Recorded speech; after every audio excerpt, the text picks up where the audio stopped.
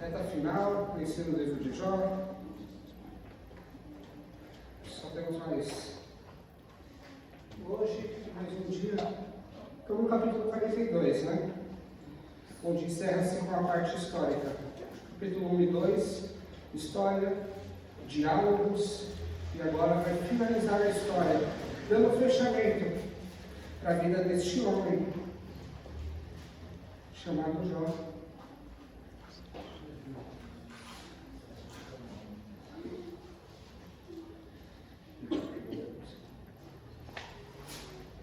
Então vamos lá, Jó, capítulo 42.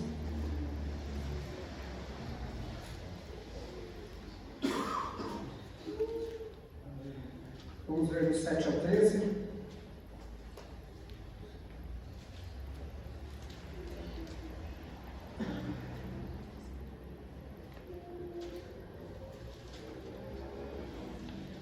Jó 42, vamos ver o versículo 7 até o 13.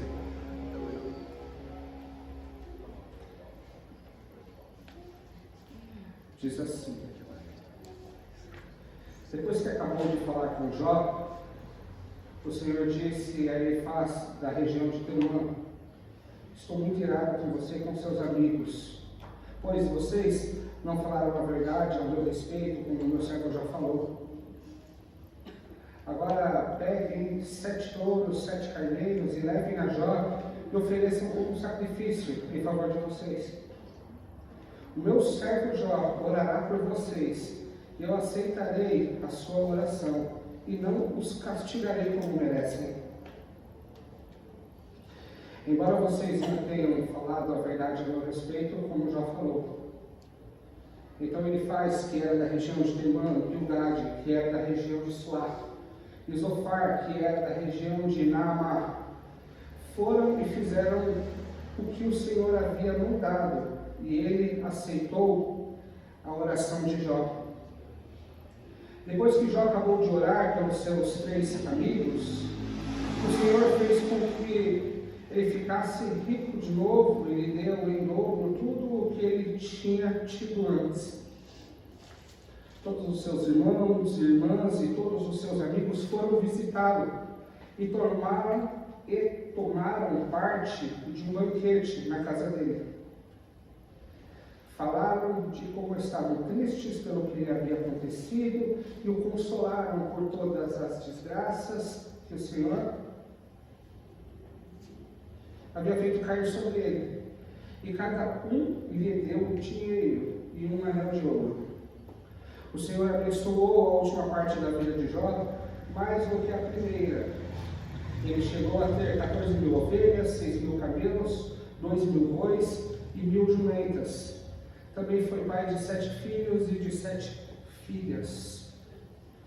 Glória a Deus. É um desfecho tipo final de filme feliz, né? Tem o início, aquela parte dolorida, e o Senhor trazendo um desfecho final agradável a Jó. Como vimos, não porque ele merecia ou porque Deus estava em dívida com ele. Não por isso. Porque o Senhor primeiro restaurou a vida, o interior, o coração de Jó, e agora o Senhor vai restaurar os bens, as coisas exteriores. Como vimos anteriormente, o Senhor ele trabalha primeiro em pessoas, para que essas pessoas mudem o ambiente ao seu redor. O Senhor não é um Deus que fica resolvendo causas de todo mundo, a ponto de que ninguém tenha nenhum problema para resolver. O Senhor resolve o problema do pecado, o problema da falta de fé, e Ele trabalha em nós. E todos esses problemas que vêm, a gente vai superando pela força do Senhor. Mas o texto que nós acabamos de ler, ele diz algo interessante, porque ele vai falar que, ora, sacrifique e ofereça para Jó, dê na mão de Jó, para Jó fazer o ritual do sacrifício, e Jó vai orar por vocês. Aqui é um trabalho claro de sacerdote. Então ouvirei a oração dele, e apesar de tudo que vocês fizeram, eu não terei misericórdia. E depois que eles fazem conforme a vontade de Deus e oferecem aquilo que o Senhor ordenou para Jó, Jó faz os sacrifícios. E a palavra vai dizer que o Senhor aceitou a face de Jó. É engraçado que Deus não vai falar assim, o Senhor aceitou a oferta de Jó. Uma coisa o Senhor deixa bem claro, pois ele vai repetir depois, que ele havia aceitado Jó. Que primeiro, antes de aceitar qualquer coisa de alguém, o Senhor primeiro precisa aceitar aquela pessoa. Porque se o Senhor não aceitar e não receber na tua presença aquela pessoa, tudo o que ela tem para ofertar será rejeitado por Deus. Porque para entregarmos algo para Deus, primeiro precisamos estar na presença dEle, adentrar no Santo dos Santos, estar diante dEle. E é interessante que isso responde bastante coisa. Porque Jó, no começo, no capítulo 1, ele vai ofertar sacrifícios ao Senhor, e não é citado que o Senhor aceitou nem os sacrifícios e nem a face de Jó. Ou seja, todo aquele sacrifício diário estava sendo em vão e seus filhos não estavam protegidos por aquele sacrifício. Por isso, foram mortos. Porque quando o Senhor aceita o sacrifício expiatório, substitutivo, este sacrifício, este sangue, protege aquela pessoa do destruidor de todo mal. Então, no começo, o Senhor não havia recebido aqueles sacrifícios, por isso, os bens, os filhos de Jó foram totalmente destruídos. É interessante que o Senhor, ele vai receber Jó através do arrependimento na tua presença. Porque a única justiça que importa a Deus é a justiça que vem mediante a fé. Pois a justiça humana, ninguém consegue ser justo o suficiente, pois o Senhor exige perfeição. Somente um foi justo o suficiente para que por suas atitudes pudesse ser perfeito e aceito por Deus. Foi Jesus. De resto, toda a nossa justiça só pode ser plena e agradável a Deus mediante a fé. Cremos em Jesus e isso é imputado por justiça, assim como foi com Abraão. Abraão creu e foi imputado como justiça, foi lançado sobre a conta dele uma justiça que não era dele. Era uma justiça que Deus considerou por causa da confiança e da fé que Deus tinha nele.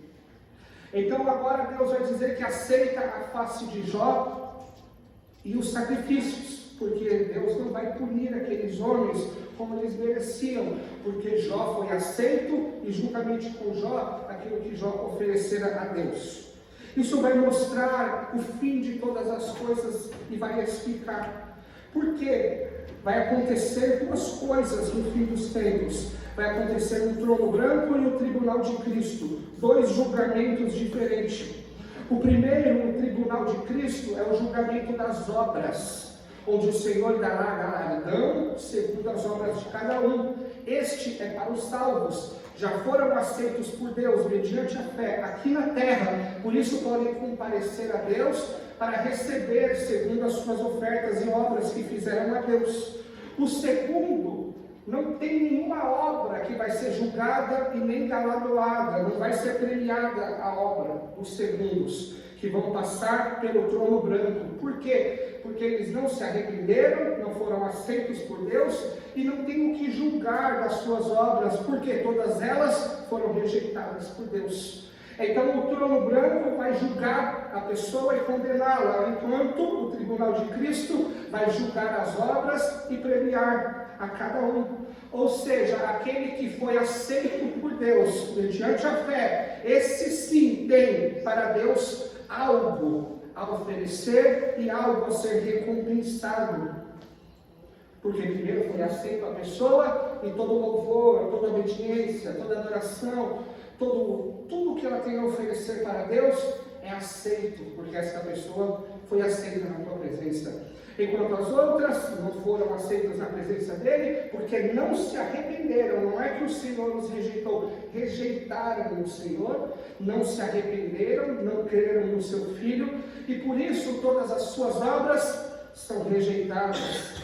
Por isso que o Senhor, ele vai dizer em Isaías 64, que o ímpio, ele é igual à sua obra. Ou seja, ele vai falar sobre o ser humano, que são impuros e as suas obras, tratos de imundícia.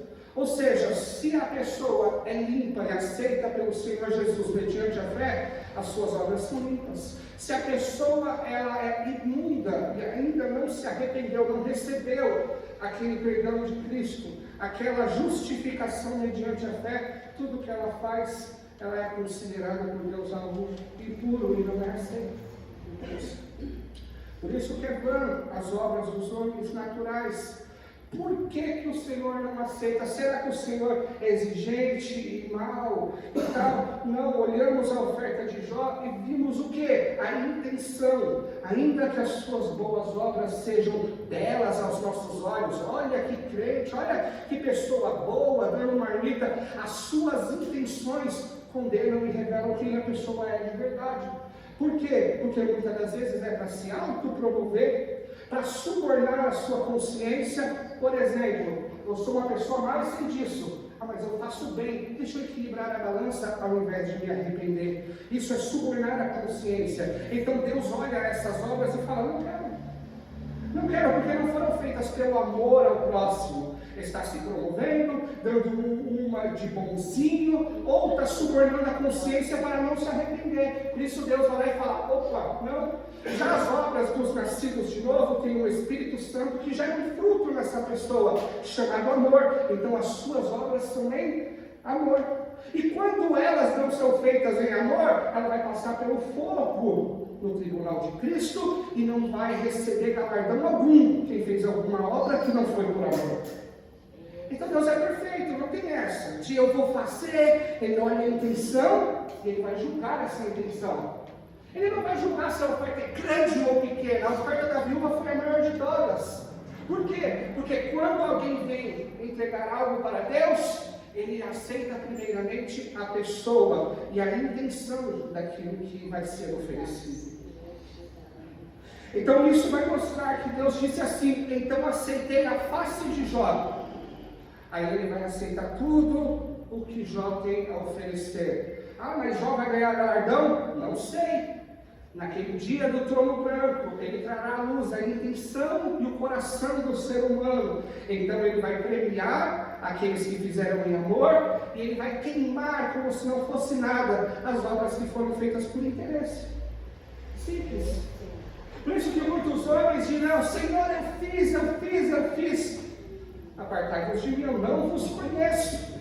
Você não nasceu de novo mediante a fé, então tudo que você fez nem chegou até mim, nem te conheço. Ou seja, Deus não vai considerar, olha, eu fico com as suas obras, mas não fico com você. Não, Ele vai falar, não, eu não te conheço, você não se arrependeu em Cristo, você não foi transformado, então eu não fico com você e nem com o que você ofereceu. Nada, não te conheço. Muitos fazem a obra achando que vou ser recompensado, eu vou ganhar alguma coisa em troca. Se não for por amor, amigo, você não vai receber nada. Então, o mandamento é ame ao próximo, faça pelo próximo, esquece de você mesmo, crucifica o seu eu, viva pelos outros. Então, fazendo desta maneira, o Senhor recompensará até mesmo um copo de água, qualquer coisa que forem feitas neste sentido. Então o Senhor aceita a oferta de Jó, não pune os seus amigos, porque aceitou a Jó, aceitou a oferta de Jó. A oferta de Jó ela foi oferecida verdadeiramente por amor àqueles próximos, aos seus amigos, orou por eles. Porque o Senhor primeiramente fala no rodaminho com Jó, falando para Jó, quem é você? Onde você estava quando eu fiz isso, quando eu fiz aquilo? Onde você estava? Quem é você? Quem é este louco que tenta me questionar? Ele vai humilhando Jó. Depois Jó se cala, se arrepende e o rodaminho continua ali e passa a falar com os amigos de Jó. Ou seja, todos eles testemunharam essa voz de Deus, por isso eles ficaram totalmente em temor e fizeram aquilo que foi mandado. E neste exato momento, Jó, ao ouvir as condenações, dizendo, a minha ira se acendeu contra você, Jó está ouvindo tudo isso, o rodamuinho que não está mais falando com ele, Deus através do rodamuinho, e agora dirigiu a palavra aos seus amigos, trouxe palavras de condenação, minha ira está sobre vocês.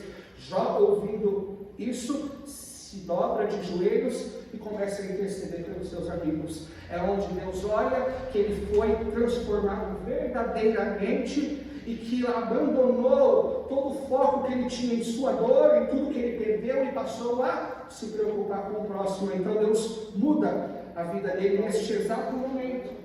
Mudar o cativeiro é mudar a condição atual de uma pessoa, mudar a condição que ele se encontrava. Então o Senhor ele vai mudar instantaneamente. Por quê? Porque primeiro Deus foi lá, fez a transformação interna, e agora que ele tem frutos de arrependimento, amor ao próximo, está intercedendo. Ele não mudou de nenhuma vez em todos os capítulos do livro de Jó, porque ele comprava, ele tentava comprar. Senhor, eu ofereci sacrifício por isso, eu quero aquilo, toma aqui um cordeiro, toma um boi. Ou seja, essa relação dele comercial com Deus não estava valendo de nada. Seus filhos estavam totalmente à mercê do inimigo. Se Deus tirasse a mão, não havia nenhum sacrifício sobre eles, porque Deus não havia aceitado Jó e nem os sacrifícios de Jó. Porque Deus nos recebe a partir do momento que nos arrependemos dos nossos pecados e acreditamos numa salvação advinda de outro, da mão de outra pessoa. Isso humilha todo o orgulho próprio, todo o eu faço, eu sou, eu aconteço. Quando Deus vai lá e fala, você não pode fazer nada para ser salvo, mas você depende da obra de outro. Outra pessoa é boa e você não é, e por causa dessa outra pessoa eu vou te salvar. Isso é humilhante. E por isso muitos não aceitam essa doutrina salvífica de arrependimento, porque são orgulhosos demais para aceitar a esmola da graça. São pessoas que estão se afogando e rejeitam uma boia, porque é humilhante demais para eles e preferem morrer sem Cristo do que se submeter a um Salvador que está alheio a eles. Então Deus vai mudar a condição de Jó. E como que ele vai fazer isso? Todas as pessoas que o abandonaram foram tocadas por Deus. E agora vão se aproximar de Jó, entregando presentes, se banqueteando com ele e dando um anel de ouro, dando algum presente de ouro, alguma joia para Jó. E foram tantas pessoas e tanta riqueza que entregaram para Jó, que o seu estado se tornou muito maior do que era antes. Para falar a verdade, a sua riqueza dobrou de tamanho, porque Deus havia tocado nas pessoas. E as pessoas entregaram algo para Jó que o enriqueceu. Ou seja, todas as coisas que Deus faz, muitas delas são de origem natural, mas não quer dizer que não foi Deus. Precisa vir um anjo, precisa estralar alguma coisa, um trovão, para que vejamos o trabalhar de Deus nas nossas vidas. Aqui foi pela mão de outros que o Senhor abençoou e trabalhou e enriqueceu Jó.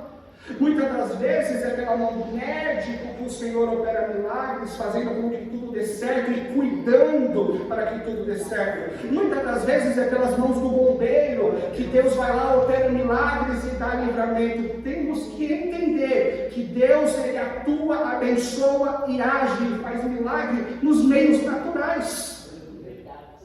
O Senhor ele curou o cego, ele usou o barro. Ele poderia não usar e dar uma palavra de ordem, mas o barro é símbolo do ser humano. Ele vai dar utilidade e curar através do barro. Ou seja, ele pode fazer o que ele quiser, mas ele faz da sua criação útil e participante da sua obra. Então, porque alguém fez, alguém visitou, não foi Deus? Para com isso, é sempre Deus. Ele que conduz e trabalha em todas as coisas naturais e sobrenaturais, se necessário. Glória a Deus por isso. Muda-se a vida de Jó, financeira, social.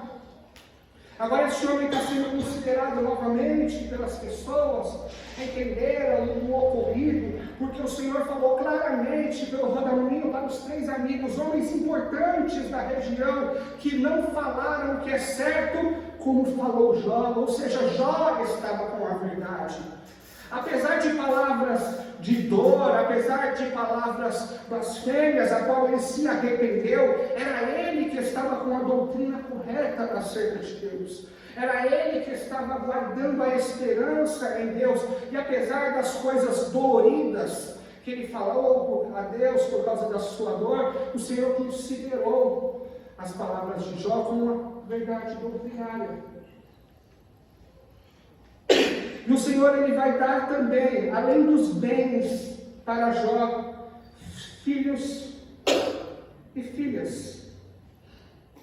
Mas é interessante que é a mesma esposa. É a mesma esposa. Não se fala aqui que a esposa morreu ou que Jó trocou-a. Não é relatado isso.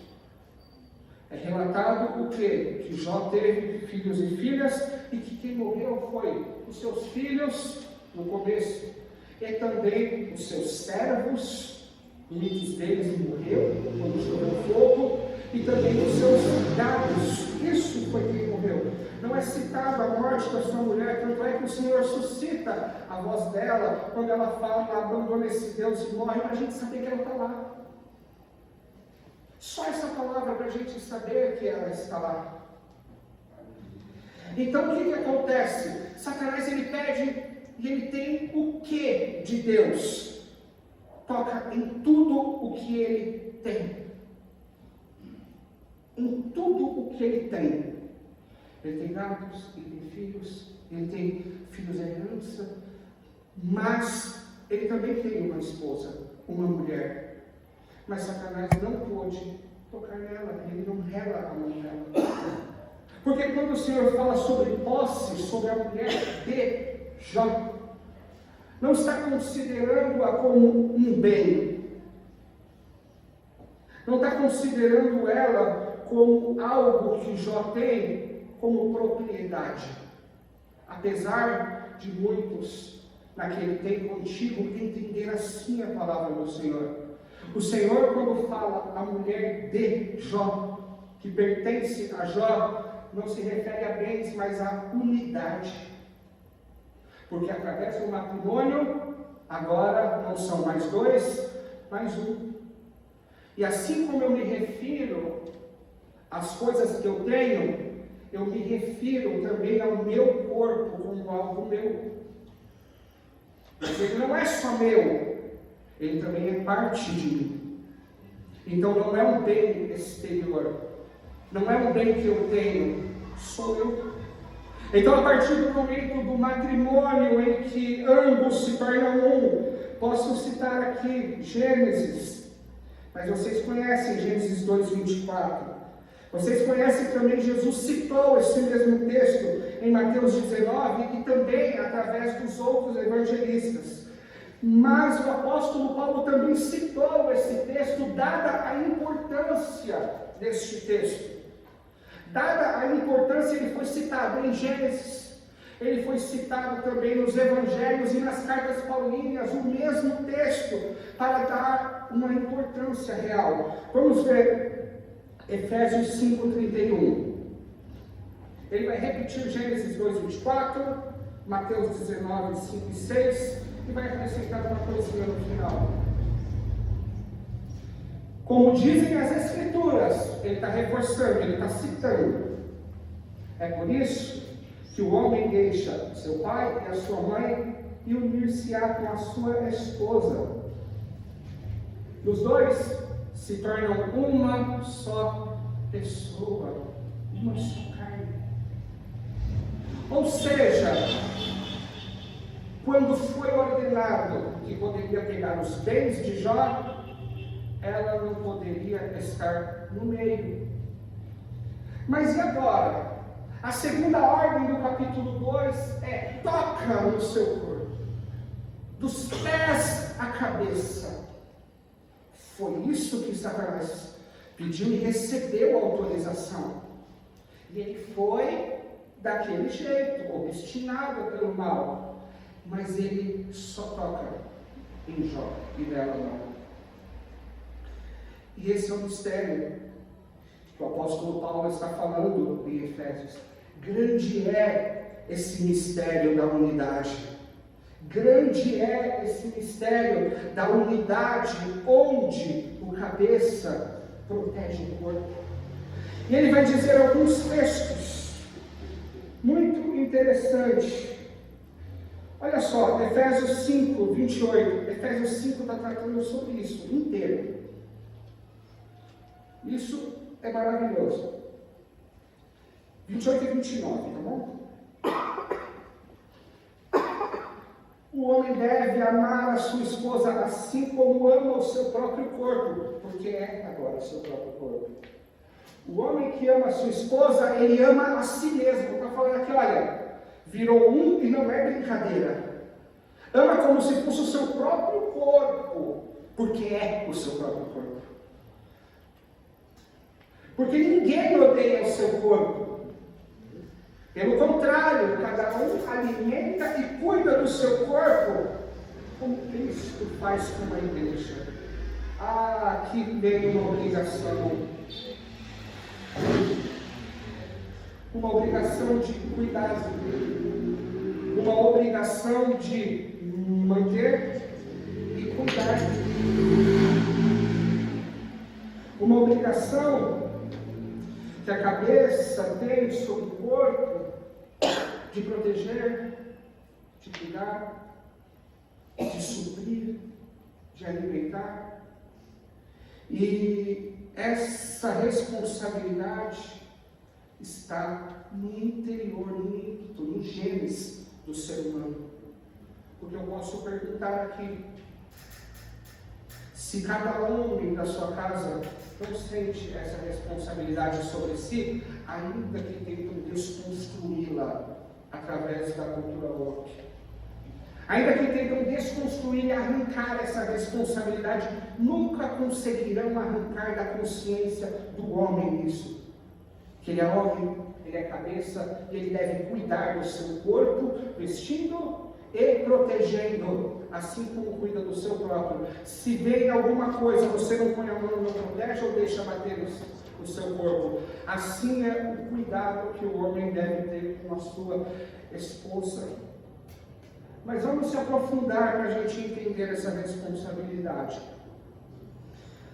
É interessante que Efésios 5, 23 vai falar que o marido, ele é cabeça da mulher, assim como Cristo é cabeça da igreja.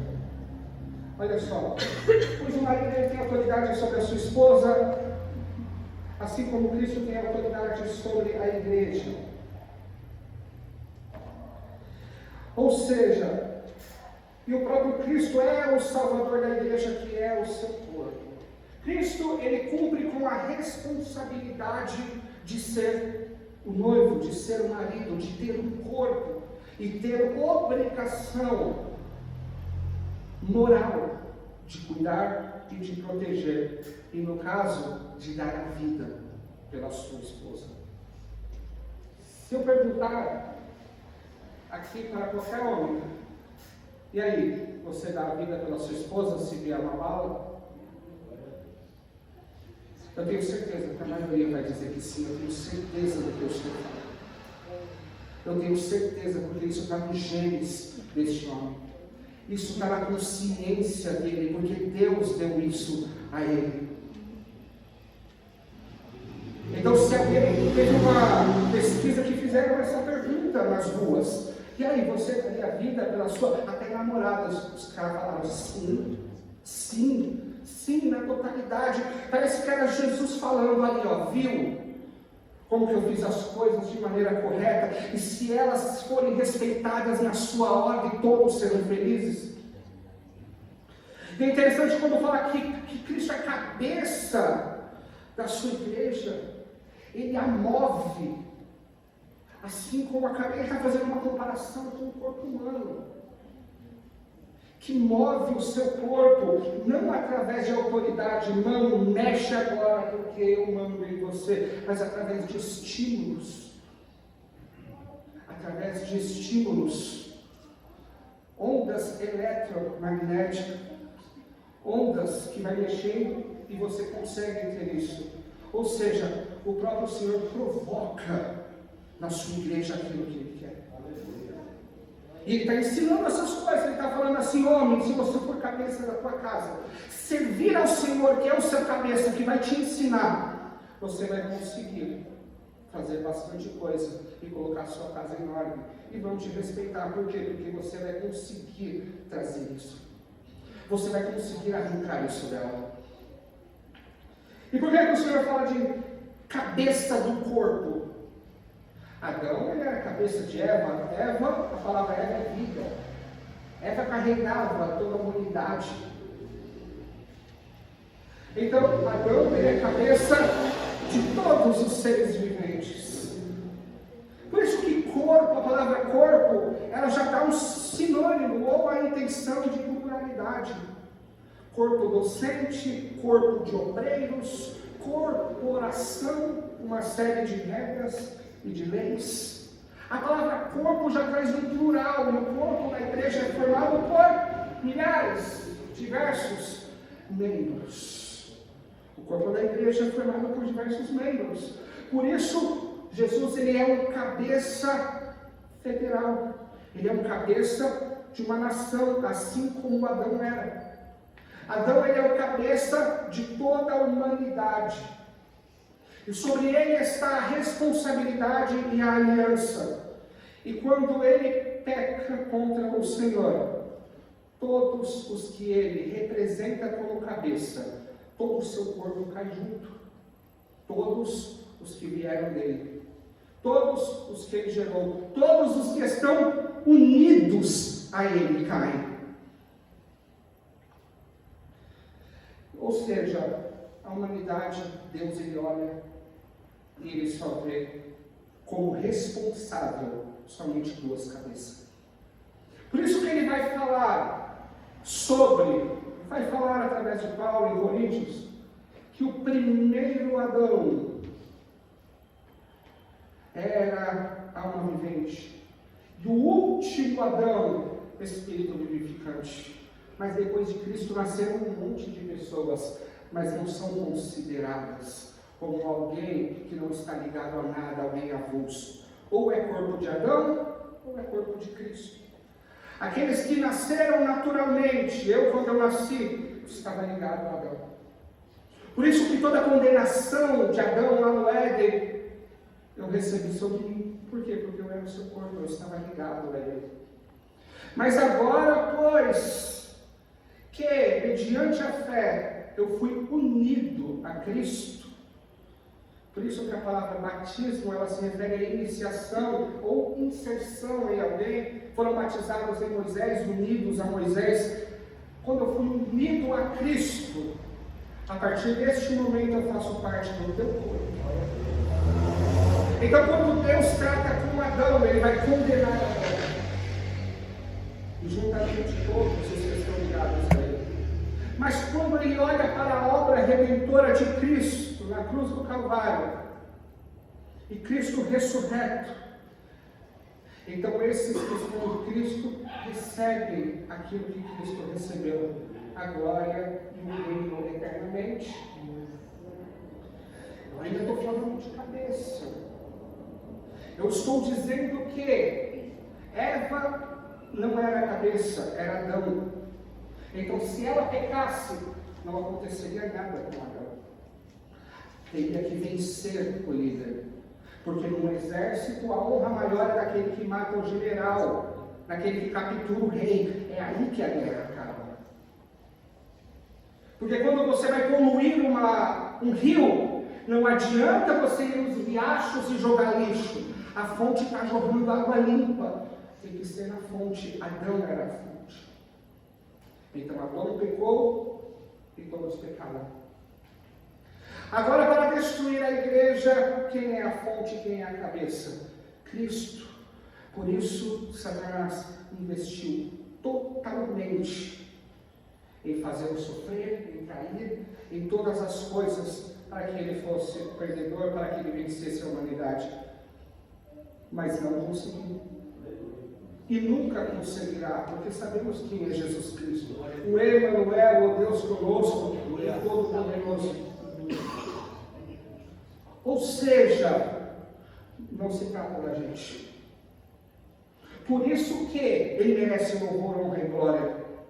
Você não pecou, quem pecou foi Adão. você pecou posteriormente, mas foi por esse pecado de Adão, mesmo você não tivesse pecado, você cairia porque você está ligado a ele. Ele é o cabeça da sua nação. Adão pecou, você se deu mal. Ai, mas isso é injusto. É justo que Cristo venceu e você recebeu a vida eterna? Essa é a justiça de Deus. Tratar com os dois cabeças. E é por isso que essa regra espiritual se aplica aqui no livro de Jó. Se a mulher de Jó blasfemasse, Satanás não estaria nem aí, porque ele disse: Jó blasfemará na tua cara. O jogo era entre Deus, Satanás e Jó. Se ela blasfemasse, amaldiçoou esse Deus e morre, nada aconteceu. O Senhor não olhou para ela e falou: eu quero um sacrifício por ela, eu quero que ela se arrependa. Não, ele estava tratando com cabeça. Ele estava tratando com aquele que tinha responsabilidade de honrar a Deus naquele momento. E esta mulher, ela foi poupada, porque ele recebeu sobre si toda a punição de Deus, todo o enfermar de Deus, na qual era necessário naquele momento. E é interessante que você vai dizer: mas ela também sofreu. Como que a punição ela não recebeu? Ela recebeu um sofrimento secundário e não direto. Ela sofreu por causa dele. Ou seja, não veio direto sobre ela as enfermidades e a destruição. Não era com Jó, o negócio era com ele. Jó perdeu os filhos. E por que ela sofre? Porque ela estava unida em matrimônio com ele. Se ela tivesse casada com outro cara, não aconteceria nada com ela. Aqui está o sofrimento da igreja. Não é porque você incomoda as trevas e Satanás te odeia. É por causa do nome de Jesus Cristo que a igreja sofre. Por ser participantes do seu sofrimento, por ele ser a cabeça da igreja, e receber o ódio do mundo, pois o odeiam, odiaram até matá-lo, mas ele ressuscitou e foi para o seu reino, para a sua glória. E a igreja está aqui, no lugar onde odeiam ele, e ele é o corpo dele, unida a ele, pequenos cristos, cristãos, igreja. Se perseguiram a mim, também perseguiram a vós. Ou seja, o sofrimento dessa mulher não é direto. Deus e Satanás não vai tratar com ela diretamente. O que acontece com ela é consequência dela ter o marido que ela tem. Isso é maravilhoso. Olha o que diz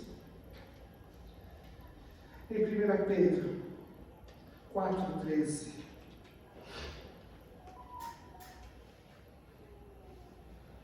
Antes, se alegrem na medida que participam. Olha, não está falando, você está sofrendo. Você só é um participante dos sofrimentos de Cristo. Para que também, quando a glória dele for revelada, vocês exultem com grande alegria. Ou seja, é um efeito colateral de Jesus ter descido aqui na terra, ser luz, ser odiado e rejeitado pelo mundo, fazer tudo o que ele fez, e a igreja ser unida a ele, esposa dele, protegida por ele, alguém que ele ama. É por isso, por esse efeito colateral, a igreja sofre, porque Cristo ele é o cabeça, e é sobre ele todas as coisas. É sobre ele o negócio. Mas é interessante que a igreja, mesmo sofrendo, mesmo morrendo e sendo humilhada aqui na terra, nada Satanás pode fazer, pois o cabeça continua de pé, vivo e eterno.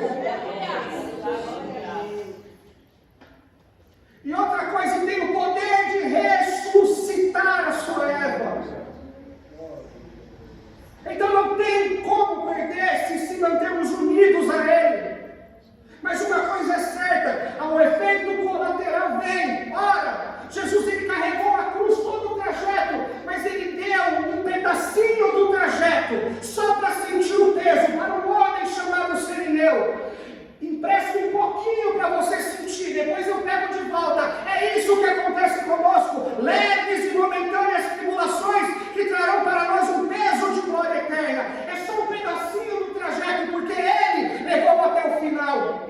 Ele pegou o começo e o fim. É só um pouco do trajeto que Ele entrega. Sente só o peso. E a gente já desfalece.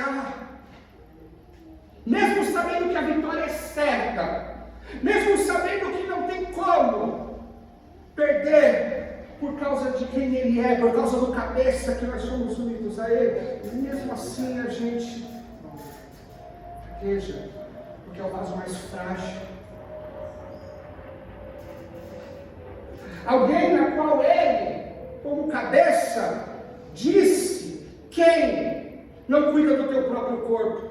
Quem reflete ou não protege o seu olho de uma poeira, ou de um besouro, ou de alguma coisa? Quem, sabendo que vai cair, não tenta se equilibrar para não machucar o seu corpo? Quem? Ele está falando todo mundo, ele está falando assim é Cristo com a igreja. Ele se responsabiliza em protegê-la até o final. Ele alimenta e protege, porque está unido a ela, porque ela é parte dele, ela já não é alguém mais alheio a Ele, ela é Ele, é o seu corpo. Quando Ele cuida da igreja, Ele ama a igreja e a si mesmo, porque uniu é o mistério do apóstolo Paulo da unidade, e desse sofrimento colateral, a qual Pedro falou: se alegra, por quê? Porque esse efeito colateral mostra quem você é.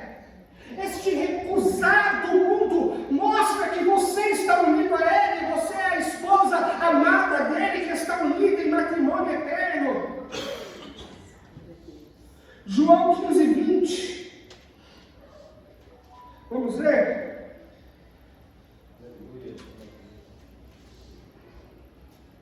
Olha, lembre-se das palavras que eu disse. Nenhum escravo é maior do que seu Senhor. Se perseguiram a mim, também perseguirão a vocês. E se obedeceram a minha palavra, também obedecerão a vocês.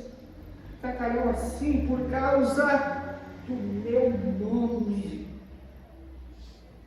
Olha, ninguém aguenta a minha luz quando eu chego. Não, irmão. Há um nome que brilha muito mais do que essa nossa luzinha, por causa do meu nome. Ele está falando: vão te perseguir, vão te rejeitar, o negócio vai estreitar e você vai sofrer. Mas ei, é um efeito colateral, porque eu sou o cabeça de vocês. É só um efeito colateral, porque aquilo que era de verdade dolorido, Ele já sofreu em si. Para quê? Para proteger a sua igreja. Porque Ele mesmo diz: e o seu corpo, o lugar dele, é sacrificar-se por ela. É a ordem que Ele dá para os maridos, e Ele mesmo não iria cumprir. Ora, Ele cumpriu. Ele cumpriu, porque quando chegou a hora do vamos ver, Ele deu a vida pela sua esposa, pela sua igreja. Ele provou o seu amor dando a vida por ela. Glória a Deus. E quando Ele traz essa responsabilidade em vós, maridos, Ele está falando isso: olha, está vendo como eu ajo com a minha igreja? Você está vendo que eu estou disposto a morrer por ela? Você está vendo que eu me sinto responsável e cuido dela? Ora, Ele está falando isso, e Ele cumpre. Ele cumpre na igreja os deveres. Isso está aqui, ó. Está aqui dentro de nós. Aqui dentro de nós. Se vier uma bala, todos que estão aqui, homens, vão pular. Ainda que brinque falando para você aí, vou nada, na hora vai. Escuta o que eu estou falando, vai. Por quê? Porque eles são o corpo de Cristo, e Cristo é a cabeça deste corpo. Deus é a cabeça de Cristo, ensinou a Cristo. Cristo ensinou o varão que é assim que deve se comportar. Porque senão não é de Cristo. Porque senão não é.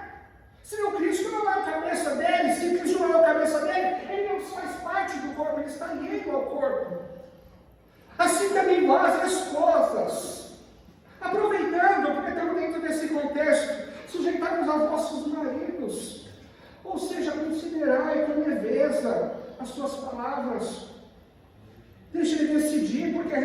responsabilidade é ele, quem vai pular na bala é ele. Depois se acontecer alguma coisa errada, ele vai falar aí, você que se meteu e quis meter. Não, deixa ele decidir, deixa ele com a responsabilidade de suas decisões, deixa ele ser homem. E acaba com as consequências se der errado, deixa ele aprender de Cristo, deixa ele aprender de Deus.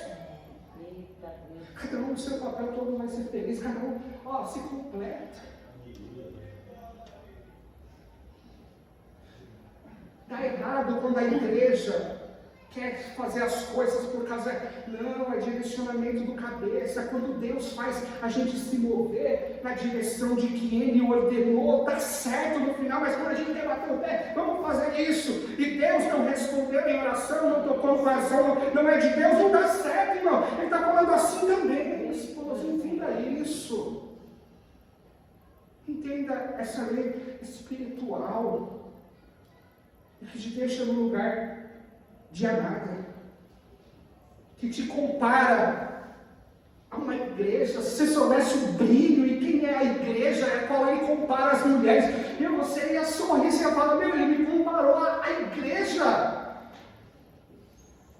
A igreja amada por Deus, a qual antes da fundação de todas as coisas ele tinha como projeto, escondeu em Cristo. Assim como Eva estava escondida e protegida em Adão, todo o tempo escondida nele, guardada por ele, debaixo do teu braço. Assim a igreja está escondida em Cristo, guardada nele. Olha só Mateus 10, 22.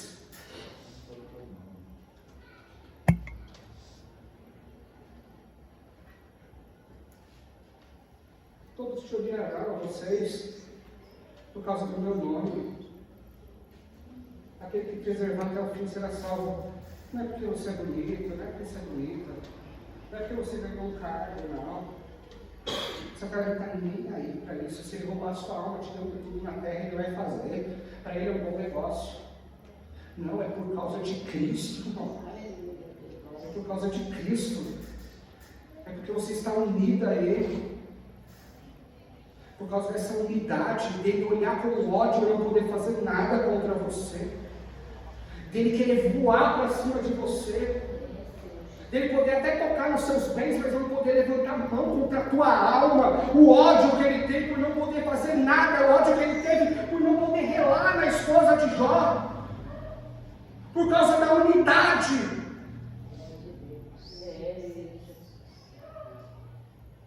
Então ele vai afetar colateralmente.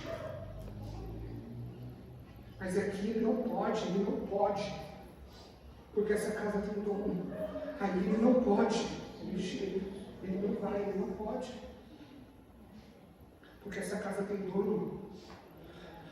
O apóstolo Paulo vai falar de coisas exteriores e interiores. Que ele vai falar que as exteriores vão acontecer, ele não vai escapar por causa do efeito colateral. Nem todos somos atribulados, a tribulação é coisa externa, mas não angustiados, porque ele sabe a quem ele serve e quem protege dele, quem é o seu cabeça.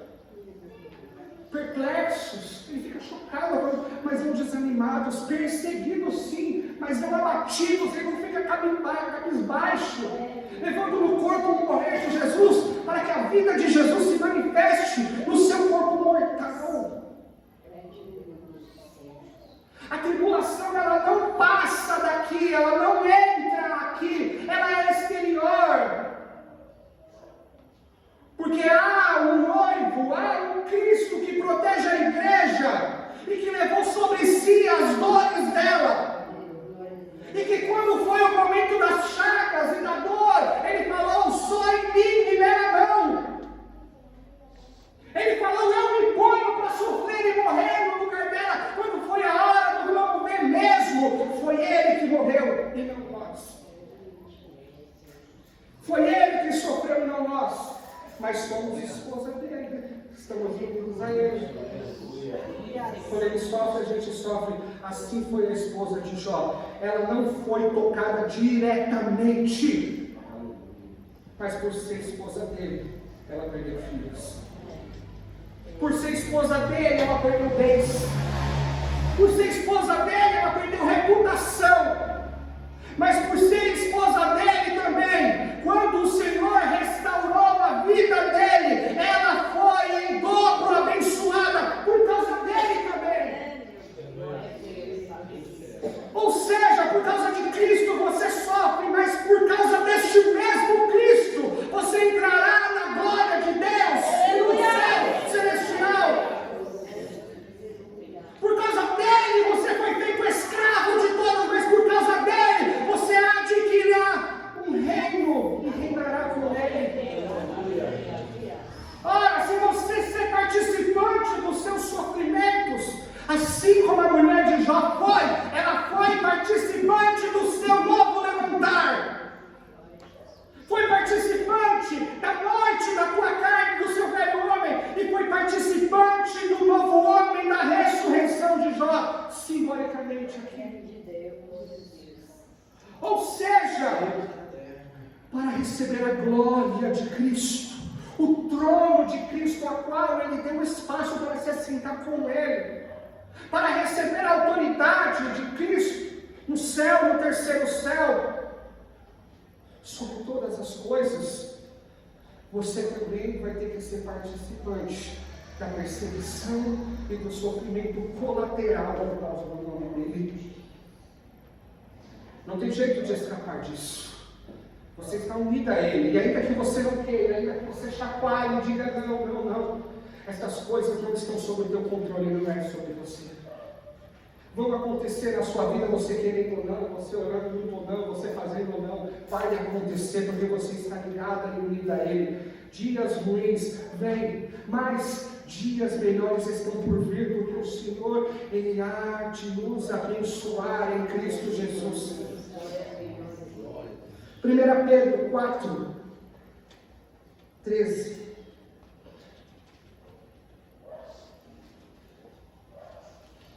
Não é sobre você, não é sobre mim, não está sob o teu controle. As coisas acontecerão, estão escritas no livro eterno de Deus. Vai acontecer aquilo que o Senhor tem sob o controle, que vai acontecer. Me refiro a perseguições por causa do nome do Senhor, e também me refiro à glória da ressurreição e o reino a qual está preparado para nós. Cabe você o que apenas nessa terra? Se manter unidos à cabeça e unidos uns aos outros, em amor e humildade. O que cabe a nós, como corpo, se manter unidos, com juntas bem ajustadas, uns aos outros, com vínculo, junta é vínculo, com vínculo verdadeiro. Com vínculo não somente aqui na igreja, como um clube de tênis, onde a gente vem aqui nos cultos. Não, vínculo verdadeiro, amor ao próximo, amor aos irmãos. Isso é um corpo bem ajustado, unidos a Cristo. É só isso. É só isso, só se manter em comunhão, só amar uns aos outros. E todas as coisas é Ele que faz, Ele é o cabeça. Ele direciona, Ele dá estratégia, Ele faz isso. Ele ordena, Ele protege, Ele dá reflexo. É Ele que faz, a gente só precisa se manter juntinho. É amor verdadeiro. Se tem alguma coisa que impede essa junta de dar articulação, já pede perdão, resolve logo. Por quê? Porque é necessário essa unidade. Essa unidade não somente com Cristo, mas uns com os outros. Por isso é chamado de corpo, porque é plural. Antes, alegrem-se na medida que participam dos sofrimentos de Cristo, para que também, quando a glória dele for revelada, vocês exultem com grande alegria. A esposa de Jó, aqui é figura da igreja, vai sofrer com ele por causa dele, mas também vai ser glorificada com ele por causa dele também. Simplesmente por causa da unidade. Só existem duas pessoas na terra, a qual Deus considera como cabeça e como líder. Adão, o primeiro Adão, a qual ele foi cabeça de toda a humanidade. E o segundo e último Adão, Cristo, a qual ele é cabeça também de toda uma população de salvos. Ora, mas o meu novo nascimento em Cristo ainda é espiritual, pois este corpo ainda é adâmico. Calma, ao soar da última trombeta, a coisa vai ser ajustada e o corpo glorificado e celestial vos será dado, para que seja compatível a essa nova vida que já te foi dada. É por isso que o seu filho, ele nasce filho de Adão, porque é segundo a carne. E precisamos ensiná-lo a orar, para que ele se arrependa, nasce de novo, nasça de Cristo, e tenha um outro cabeça, um outro pai. Pode ser pastor, pode ser missionário, filho de crente, é carnal. Até que o Senhor se encontre com ele e transforme ele. Por isso que o Senhor deixou este corpo. Porque nem todos, mesmo eu sendo crente, meus filhos, vão ter que servir a Jesus. E é Jesus que vai escolher os que são dele ou não. Não sou eu. Não é o homem que gera filhos para a eternidade. Gera filhos que vão ter dias contados, a não ser que Cristo os gere de novo. Aí eles são unidos a Cristo. Mas enquanto não se arrependem, não servem a Cristo, estão unidos a Adão. Aqui está a importância do Evangelho. Pessoas que vão ser tiradas de Adão, tiradas para fora e unidas a Cristo, para que recebam aquilo que Cristo recebeu de Deus, a glória eternamente. Em nome de Jesus, se coloca em pé. A gente, você vai ver o tamanho do universo? A Via Láctea é pequenininha entre as outras galáxias, é insignificante. O planeta Terra é insignificante no meio da galáxia. A gente é insignificante no meio do planeta Terra.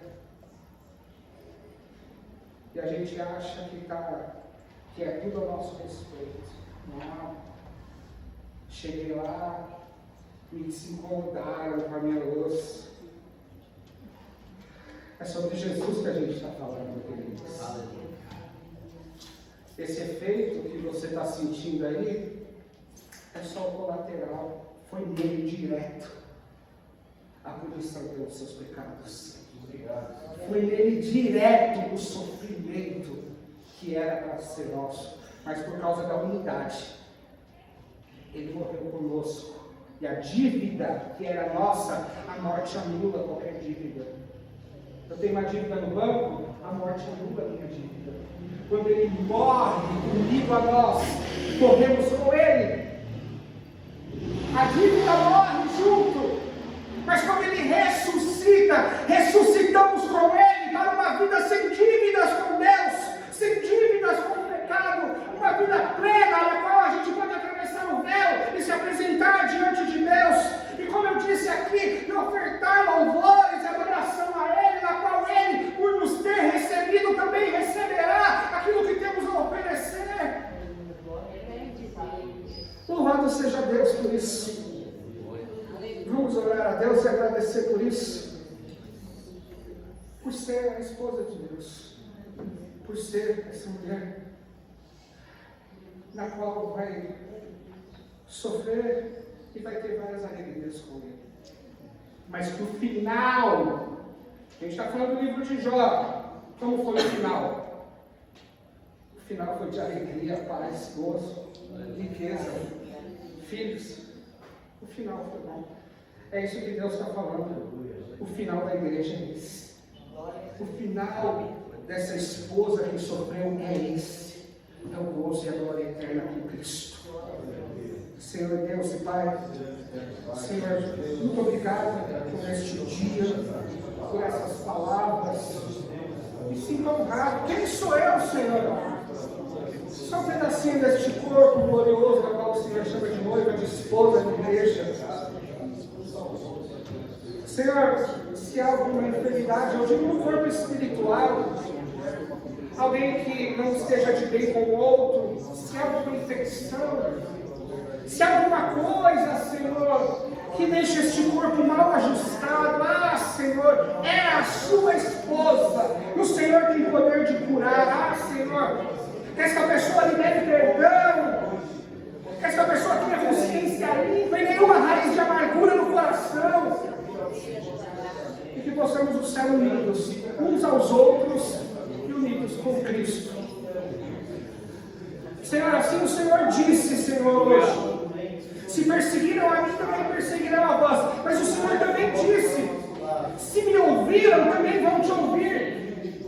É, Senhor, muitos ouviram e foram salvos. E o Senhor nos dá esperança, dizendo: muitos te ouvirão e serão salvos, igreja.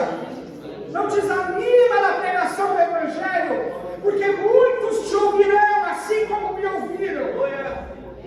E o mesmo poder das palavras de Cristo, na qual ele falou lá em Jerusalém, Judeia, é o poder das palavras de Cristo quando ele fala através da sua igreja. É o mesmo poder, porque é a mesma voz e a mesma autoridade.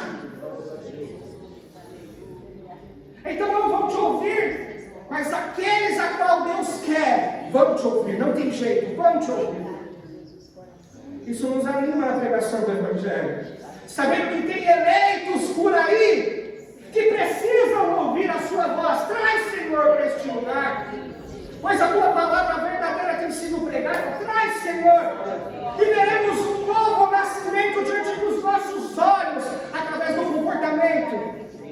Veremos através do comportamento um nascer de novo. Isso é glorioso, Senhor. Faz-nos úteis, Senhor. Usa agora a tua esposa aqui na terra, visto que o Senhor está fazendo, Pai, os seus afazeres celestiais como sumo sacerdote de Deus.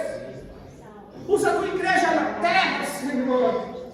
Continua a fazer através dela os seus feitos gloriosos, Senhor. Visto que sofremos pelo teu nome, seremos glorificados pelo teu nome, mas o teu nome está sobre nós para curar enfermos, Senhor. Sim, Senhor. Se o Senhor assim der autoridade, a sua igreja fará. Mas é tudo pelo seu nome, Senhor. Eu te agradeço em nome de Jesus. Glória a Deus. Pastor, estenda as tuas mãos. Que as bênçãos do Deus Pai, do Filho, e a doce consolação do Espírito Santo esteja conosco desde agora e para todos sempre. A igreja diz: amém. Se trata de unidade, amados. O poder está na unidade. Não vai ter poderosos por aí mais não. Se a igreja se unir, ela será poderosa. Um corpo, uma noiva, uma igreja. Que Deus abençoe. Nada, pode ser.